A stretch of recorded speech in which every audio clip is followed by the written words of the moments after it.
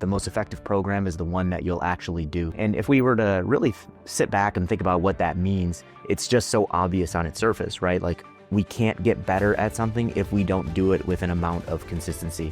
We have to know why we're doing what we're doing. We have to know what our aim is and what we're aiming for. And we have to connect these things to our priorities and our values. We have to help clients define what success looks like in measurable and meaningful terms.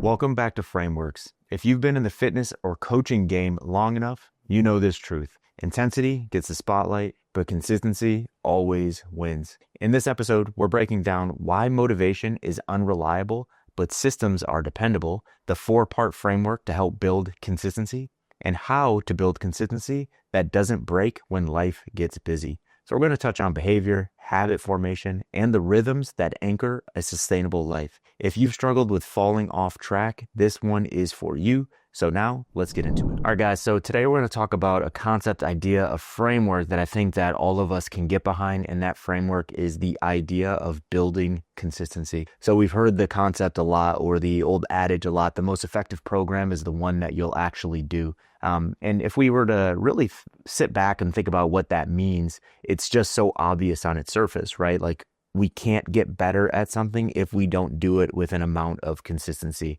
right? And again, that transcends fitness. We're going to talk about fitness specifically today, but that absolutely transcends fitness. So everything that I'm kind of wrestling with and that I want to lay out and have this conversation around today, just keep that in mind. These principles, this framework absolutely transcends fitness, but we're going to keep it to fitness in this conversation today. And the principle around this is this idea that consistency compounds over time. Okay, so fitness is not about what you do just one time. It's about what you can do inside of your capabilities and repeat and recover from and do it over and over and over again. So just for a moment, I want to forget this concept or idea around motivation, okay? And I want to more so focus on building repeatable systems anchored in behavior, okay? So I'm not saying that motivation is not a real thing. It absolutely is.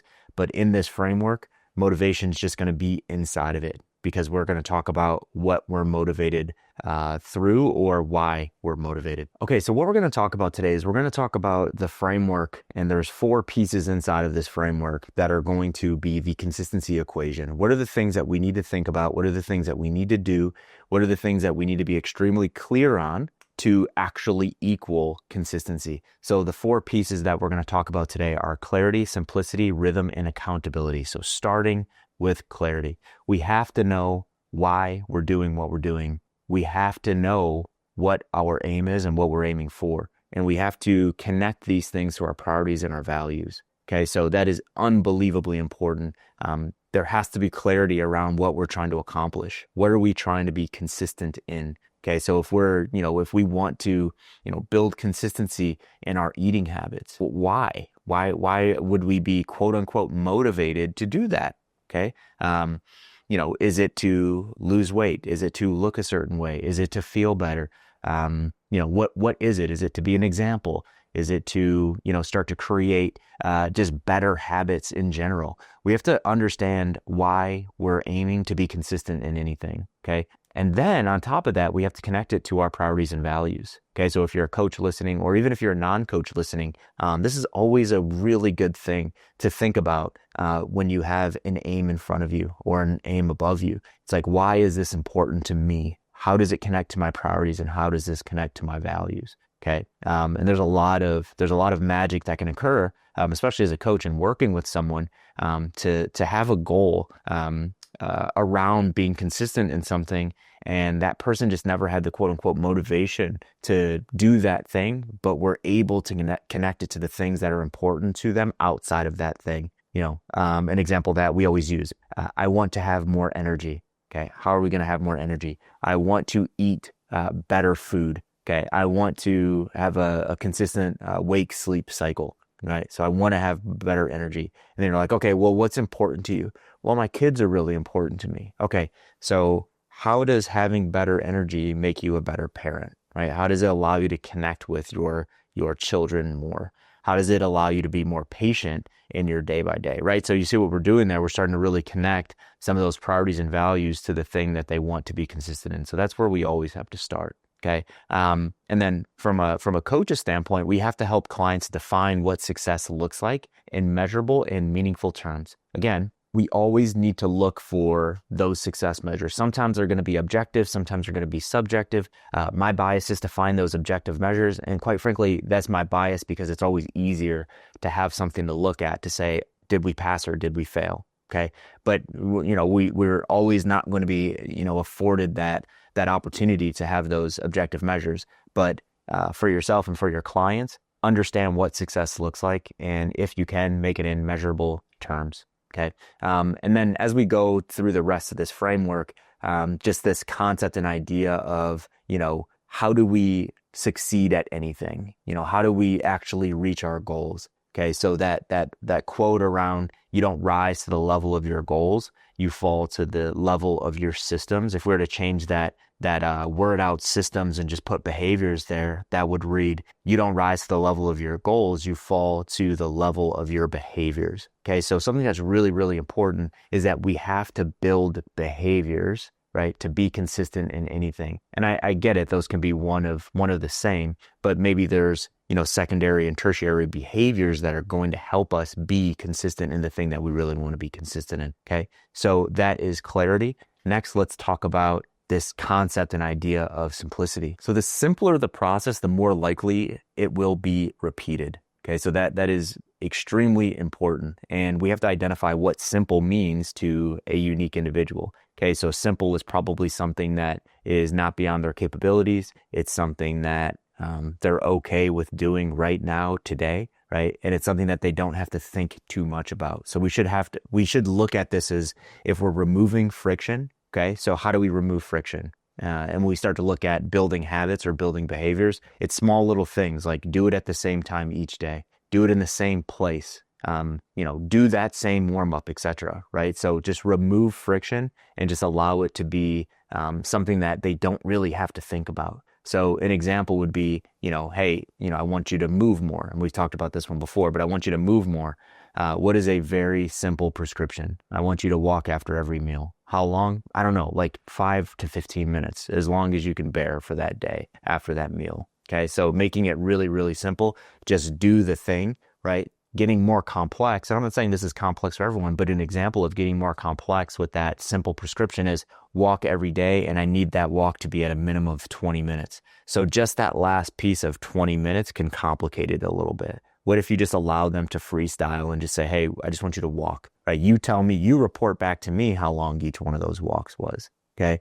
But that's just a concept or an idea of how we can make it just a little bit simpler, right? 3 strength training sessions per week. What should I do in those strength training sessions? I don't know, like full body resistance, do some upper, do some lower, maybe do a compound movement in that session. So you're removing friction and you're making it simple. But for some people, you have to get really specific in that because if you leave it too free floating, they overthink it. So again, going back to the concept of what simplicity means, it means something different for everyone, depending on what you're prescribing. Okay, sleep routine. How do I get better sleep?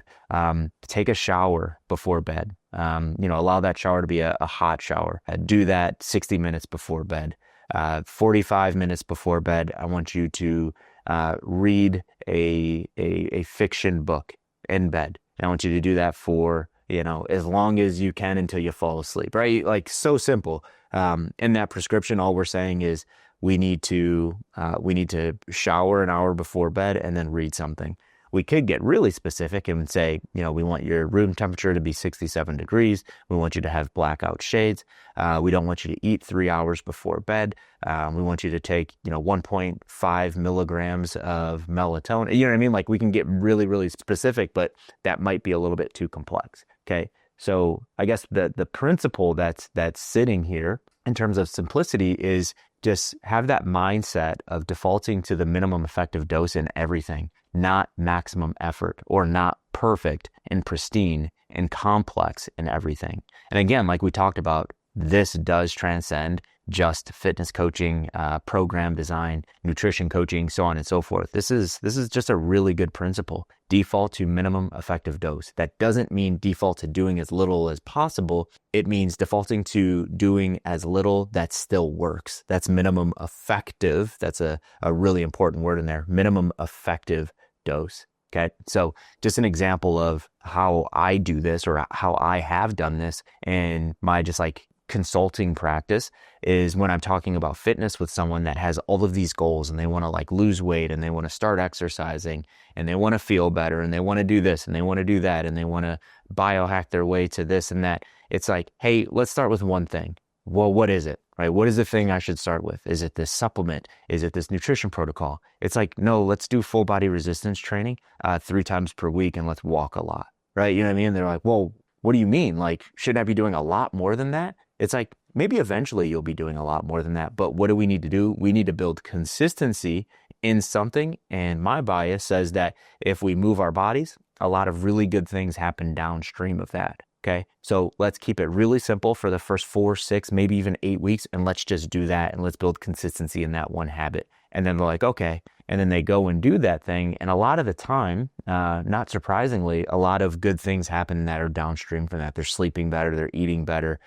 They're getting out in nature, so on and so forth, because they have like this bug of like, I'm moving 3 times per week, but I want to make sure that I'm moving every day, or I'm moving 3 times per week. I want to feel good when I'm moving, I'm lifting weights, and maybe I'm doing some aerobic work or whatever the case is. So just an idea or an example of how we can simplify our prescriptions to make people more consistent. The third piece we're going to talk about today is rhythm. Okay, so the goal here, the idea should be to build as much and beneficial rhythm as possible inside of your day. Okay, so one really, just ground level, extremely helpful thing is to build habit stacks into our day. And if you don't know what a habit stack is, it's essentially when I do X, I then do Y. Okay, so an example of this would be when I go on a walk, I also make sure I drink 16 to 20 ounces of water. Okay, another example of this would be during my nighttime routine, after I journal, I pray, right? It's just like when I do this, I also do that. Okay, so extremely beneficial to talk to your clients about and even think about yourself. Where can you habit stack throughout the day? Where can you find opportunities to sneak something in that has synergies with something else and it doesn't feel like a big barrier? Okay. And then what does that do? It just removes this concept of like, oh, now I have to go and do this, or now I have to go and do that. It's almost just like built into our brain, into our rhythm. When I walk, I drink water. Okay. Just little things like that. Okay. And a really beneficial thing to do here is to build those AM and PM anchors. Okay. Circadian rhythm, build it AM, build it PM. So there's certain things that we want to do in the AM that we don't want to do in the PM and vice versa. Okay. This is a great way to start to build consistency if we can habit stack within our day, and then we have AM and PM activities that supports our circadian rhythm throughout the day. Okay. So what are some things that we can do to increase the likelihood that we're going to produce melatonin, right? Stay away from bright lights at 9 p.m. Okay. What are some really good things that we need to do to wake up the system and maybe produce a little bit more cortisol? Okay. Maybe it's being exposed to bright lights early in the day, right? So being exposed to bright lights isn't a bad thing all on its own, but it is a bad thing when we're doing it at the wrong time. So that's where AM and PM anchors really come into play. Okay. Make your day predictable. Don't worry about making your day perfect. Okay. So I talk about this all the time with my people, and they're like, is it neurotic to do this thing at this exact time every single day? It's like, it can get neurotic, but there's some really good stuff around building rhythm and just making things that you do really, really predictable, right? I exercise at this time of day. I eat at these times throughout the day. I spend time with my loved ones always at these times, and this is a non-negotiable, right?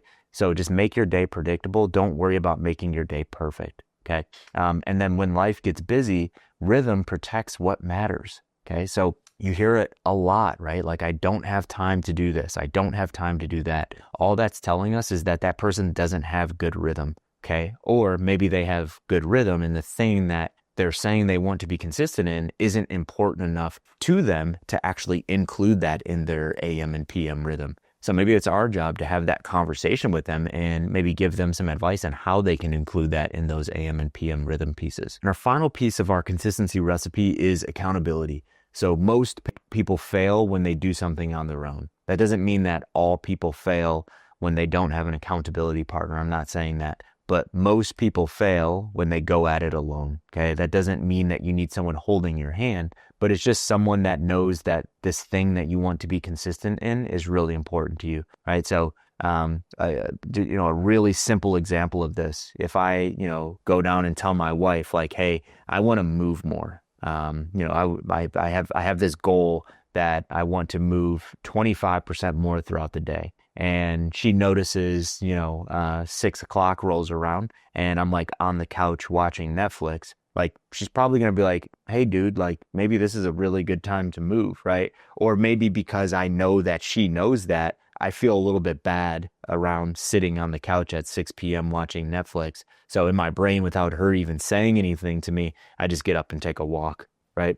Little things like that. So just having an accountability partner, whether it's a passive accountability partner or an accountability partner that's like in this thing with you, I think both can be really beneficial depending on who you are, who they are, and what your goal is. Okay, so coaching, community, tracking, whatever keeps the reps going, whatever keeps you doing that thing. Okay, whether it's your coach, whether it's someone in your community or people inside of your community, whether it's a wearable that you have on your wrist, whatever it is, whatever helps you and keeps you accountable to that thing.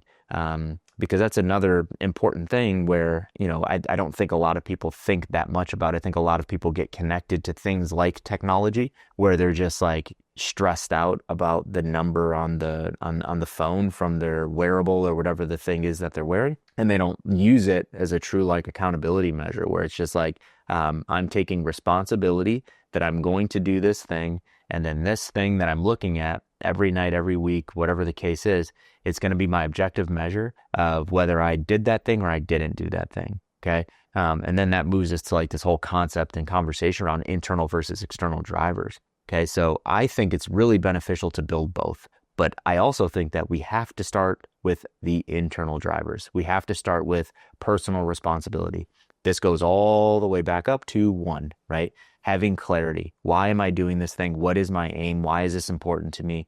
Am I lying to myself? Okay. Because, when the rubber hits the road and we're actually on this journey and we're doing this thing or we're not doing this thing or we're being consistent or we're not being consistent, that's what we have to look back at, right? Whether we have these external accountability partners or not, like I think we should be accountable to ourselves first. But with that being said, we have to have accountability. I think that accountability being in this recipe or in this equation is extremely important because accountability does what? It tells us if we're being successful or not, right? Are we doing what we said that we were going to do or are we not being successful in what we said we were going to do? So there's a lot of good stuff, in my opinion, in those four pieces in that equation, that consistency equation. But at the end of the day, we have to fall in love with this concept and idea of just being consistent in things, right? Like, this whole concept of, I have to be the best at this thing right now is just a failing proposition. And we've seen it over and over and over again,